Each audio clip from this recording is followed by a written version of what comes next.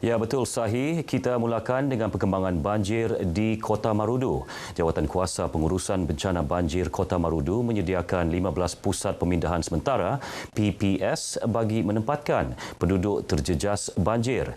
Ia bagi melancarkan operasi membantu penduduk yang dipindahkan sekiranya keadaan bertambah teruk. Laporannya kita terus bersama Saleh Jikri. Silakan Saleh. Terima kasih konsultan di studio Kota Kinabalu. Baiklah, bersama-sama saya ketika ini yang berhormat Datuk Wetrom Bahanda yang merupakan pembantu menteri kepada Ketua Menteri berangkap Ahli Dewan Undangan Negeri Bandau Kota Marudu. Datuk, bagaimana agaknya mungkin tindakan yang dilaksanakan oleh wakil rakyat di kawasan Kota Marudu ini berkaitan dengan penduduk yang terjejas banjir ketika ini? Ya, Alhamdulillah sejak semalam. Sejak kita bermula semalam untuk pemindahan mana-mana yang terlibat dengan banjir ini, kita bersama-sama dengan semua agensi di bawah pejabat daerah dan juga PDRM dan juga Bomba dan agensi-agensi yang lain telah bekerjasama untuk memindahkan semua mangsa-mangsa banjir ke pusat-pusat pemindahan kita.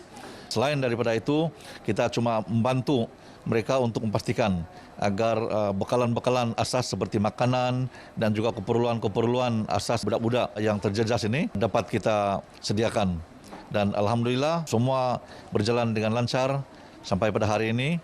Ya, kita masih lagi memantau keperluan-keperluan semasa dan tadi pun kita mendapati bahwa ada di antara mereka yang perlu untuk ubat-ubatan, itu juga adalah antara yang kita perlu beri perhatian.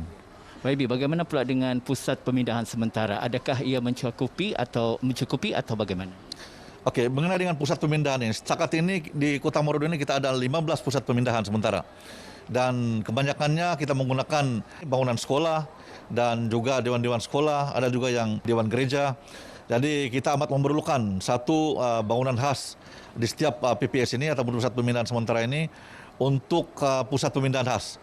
Jadi kita tidak payah lagi meminjam pihak sekolah misalnya untuk keselesaan mangsa-mangsa banjir. Karena di Kota Marudu ini faktor banjir ini merupakan masalah untuk setiap tahun. Jadi kalau boleh kita minta dengan pihak kerajaan, terutama kerajaan persekutuan yang mempunyai keuangan yang lebih untuk tahun peruntukan untuk membina pusat-pusat pemindahan sementara ini. Terima kasih. Ya, sama-sama. Baiklah, untuk makluman setakat ini Sungai Bandau dan juga Sungai Bongon mencatatkan paras air dalam paras waspada. Kembali bersama Konstantin di Kota Kinabalu, silakan. Terima kasih Saleh Jikri untuk laporan itu. Dalam perkembangan sama, Jabatan Bomba dan Penyelamat Malaysia JBPM Negeri Sabah turut sedia membantu menyelamat penduduk terjejas bencana di negeri ini. Ia termasuklah mengaktifkan pasukan sukarelawan bomba bagi kawasan yang jaraknya jauh dari balai bomba.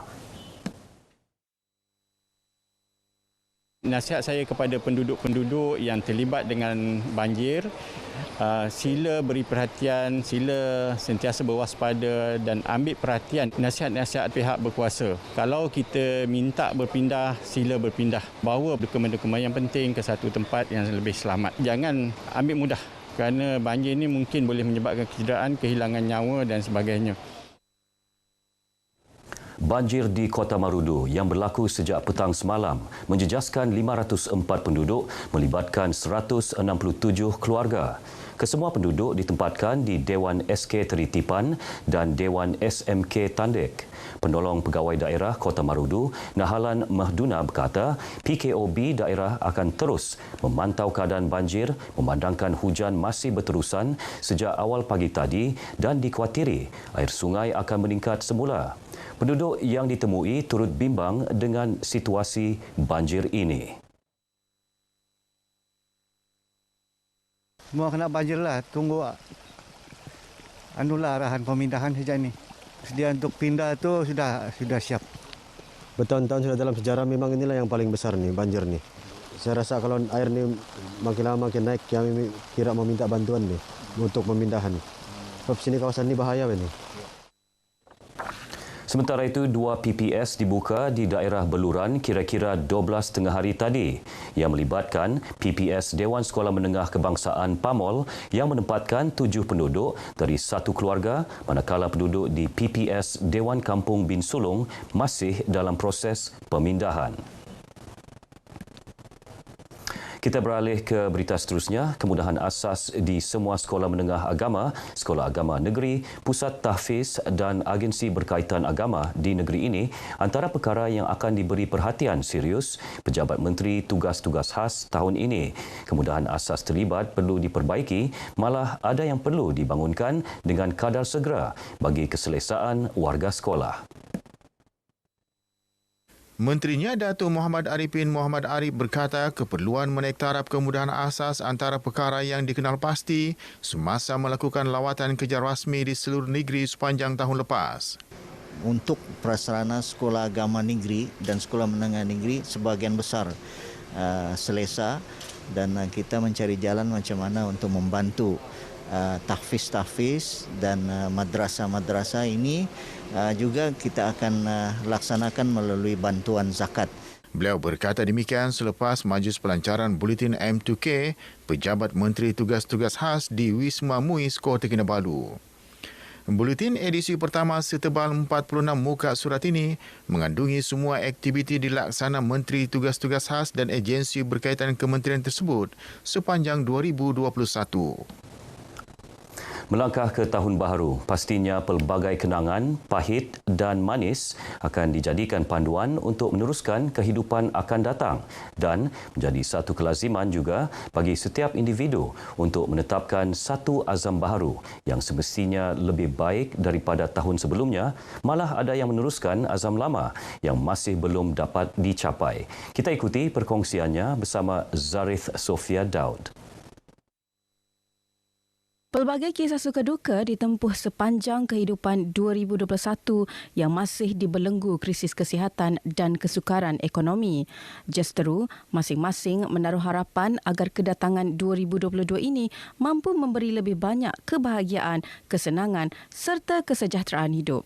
Azam baru untuk majukan penjagaan dan tingkatkan pendirian, majukan dirilah. Harapkan ekonomi makin naik, endemik makin kurang, harap hidup seperti sedia kala lah, seperti yang dulu ramai, bebas bergaul. Mau lulus SPM sama mau kurus lah. Saya mau belajar lah, lebihkan fokus kepada pelajaran saya lah. Dengan mau diet dengan lebih, makan makanan yang sehat, selalu buat senaman lah. Harap-harap ekonomi semakin bagus lah. Pandemik ni mau kurangkan sebab banyak menjejaskan ekonomi kita. Azam tahun baru 2022, saya ingin membina sebuah rumah lagi. Sekarang saya ada sebuah rumah dan saya akan membuat sebuah rumah lagi. Saya sangat berharap pandemik COVID-19 akan berakhir kerana kita sudah ada vaksin dan berharap pandemik akan berakhir lah. Ekonomi pun bertambah baik. Meneruskan kehidupan kita sebagai yang terdahulu lagi itu kan sebelum ni kita kena pandemik kan, kita teruskan kita punya kehidupan lah seperti biasalah. Semoga saya boleh buat rumah sendiri. Lepas tu saya punya perniagaan bertambah maju, kesihatan baik-baik saja. Harap-harap ni COVID semakin hilang supaya kami punya bisnes pun makin maju. Kembali kepada biasalah, tiada lagi pagar-pagar begini supaya ramai pengunjung. Saya harap di Malaysia, terutama sekali di negeri Sabah, semoga keadaan pandemik COVID akan menurun dan ekonomi akan lebih baik lagi lah dengan ada satu kerajaan politik yang stabil. Apa yang pasti, masing-masing mengharapkan munculnya sinar baharu untuk meneruskan kehidupan seperti biasa tanpa ancaman pandemik COVID-19. Zari Sofia Daud, Berita RTM. Baik, sekian paparan dari Negeri di Bawah Bayu bersama saya Konstantin Pahlawan. Selamat Tahun Baharu 2022. Terus setia bersama Berita Wilayah kembali kepada Sahih di Angkasa Puri.